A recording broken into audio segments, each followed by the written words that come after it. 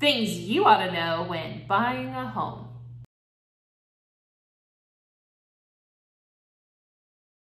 Hey guys, Sarah Carmen here, your Not So Secret Agent, and I am talking about some great advice that people have given along the way when it comes to buying a home. So let's dig in and see what your peers are saying as good things you should know when you're getting ready to go and buy that first home.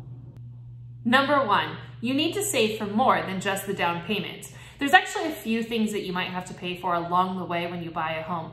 Number one being that home inspection. You're gonna wanna make sure that you have the funds set aside for a home inspection. Now, we'll talk a little bit more about home inspections later in the future. We've talked a little bit about home inspections in the past, so I won't go over it in detail, but home inspection, of course, is that part where you go in and they tell you, hey, here's a list of things you might wanna look at or get repaired or be prepared for when you buy a home.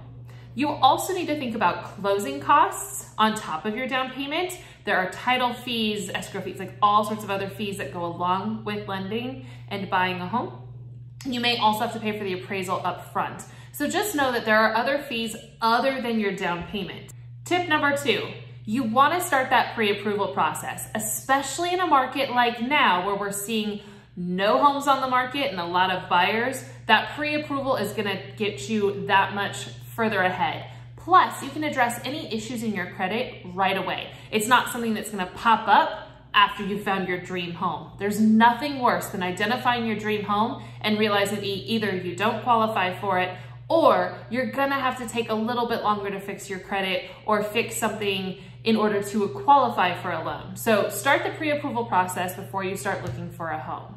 Number three, something else we're talking about when we talk about saving money and being prepared is that not all repairs are paid for by the seller. There may be some things that you decide is not necessary for the seller to fix before you move in, and you're gonna want some cash to fix those things. Or if you don't like the carpet, that's something that you will want to change on your own. The sellers may not be willing to pay for that. So just be aware that as you are saving money, you may want to consider saving money for some of those repairs that you will have to do on your own once you take possession of the house.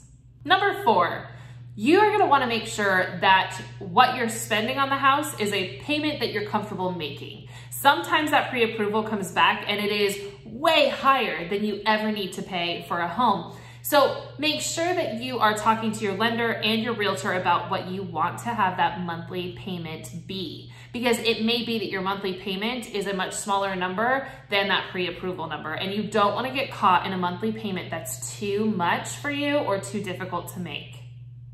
Number five, so here's the deal. I did a whole video on things you need to avoid doing when you are doing a home loan process, and this talks about that. Do not put anything on your credit cards. Do not go out and buy a car. Do not go out and buy anything with credit. No furniture, no engagement, nothing. Nothing on credit. Do not touch your credit. Once you start the home loan process, do not change jobs.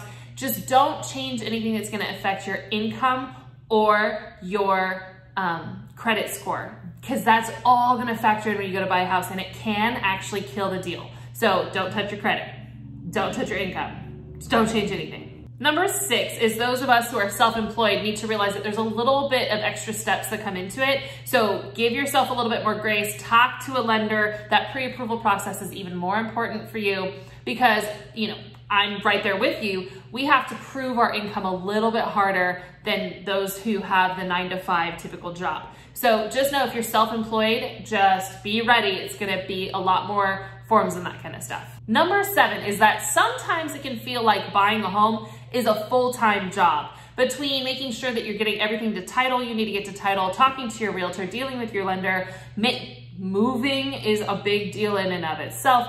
If you're getting ready to have painters come, repairs, all sorts of stuff. It can feel like a full-time job where you are actually working with multiple people. So just understand that, know it's gonna be stressful, and give yourself some grace. That's also too where if you're using me for a realtor, you can reach out and say, hey, I'm overwhelmed, or hey, I'm super confused, or hey, I feel like I'm off track. That's absolutely normal, and I'm there to hold your hand. It's also important to know too, in that there will be times where it's gonna be totally dead and you're gonna feel like you've either been forgotten or you're forgetting something. Don't stress. It's an ebb and a flow in real estate. but it's all worth it in the end because you're gonna get keys to your home.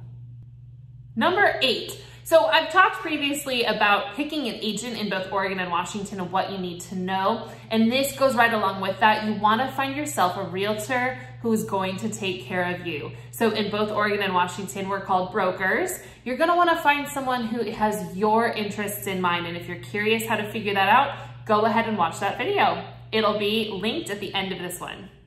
Number 9, make sure that you don't get too wowed by the curb appeal. Sometimes people do put lipstick on a pig and they present something that seems amazing and too good to be true, and it is. So when it comes to looking at homes, make sure you're having that conversation with your broker about what's going on. Make sure to have that home inspection and, just understand sometimes it is actually too good to be true because it is too good to be true. Number 10, make sure that the home fits your lifestyle needs. Now, we can change paint colors and you can even knock out walls and all that kind of stuff. But if the location isn't correct, if you are someone who has a lot of people over and you only have street parking, those are things you're gonna wanna take into consideration. I usually sit down with my clients and we go over lifestyle needs on top of whether you need 3 bedrooms, 2 bathrooms, all that. I also ask things about, how many often do you have friends over? Do you have pets? How close do you want your neighbors? How close is work? How important is a drive to work for you? Are you someone who likes a longer drive? Or are you somebody who needs to be right there to work within 5 minutes? Those are some questions you want to ask yourself before you settle on a home, because you can change everything else about a home. You cannot change the location. Next up, let's talk about homeowner association fees. If you are moving into an area with HOA, you need to make sure that you're not going to get buried in fees. You also want to make sure that your lender understands that there are HOA fees and have that factored into your loan before you write an offer. Sometimes those HOA fees can actually knock you out of being pre-approved for that home. So that's something that your realtor, your lender, and you need to sit down and discuss. On the same token with HOAs, make sure you get a copy of all of their rules and regulations, because they may say that you can't have a bright red door on the front of your house, and that may be a dream of yours. If that's something you want and the HOA says no, you may want to consider whether that location will work for you. Again, as we talked about, you can't change the location of your home, but you can change other things. So an HOA, if you see that, is something to really think about. Do the rules and regulations fit your lifestyle? Is this a fee that's not going to kill you in the end of the month? How is this going to work? So definitely take the time to go over an HOA and see if that works for you. Last but not least, I want to remind you that buying a home is a super crazy big milestone in your life. And it's going to be stressful and exciting and frustrating and scary and over the moon happy and at the same time totally terrified. Like all the feelings all at the same time, and it can be super overwhelming.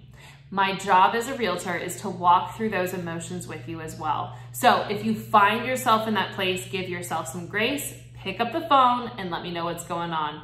All right, guys, so there's some tips that people want you to know when you're buying a house, and some of the feedback I've heard from my clients as they've been buying or selling their homes. If you have any great advice for anyone who is buying or selling their home for the first time, drop it in the comments. You guys, thank you so much for coming back every week to watch these videos. Remember, if you haven't already, to like and subscribe, do all that good YouTube-y stuff. Again, last but not least, all that good stuff. I'm Sarah Carmen, your not-so-secret agent. I'm a broker with ERA Freeman Associates serving the greater Portland metro area, and a broker with Columbia River Realty powered by ERA serving the Southwest Washington area. You guys are beautiful. I'll talk to you soon.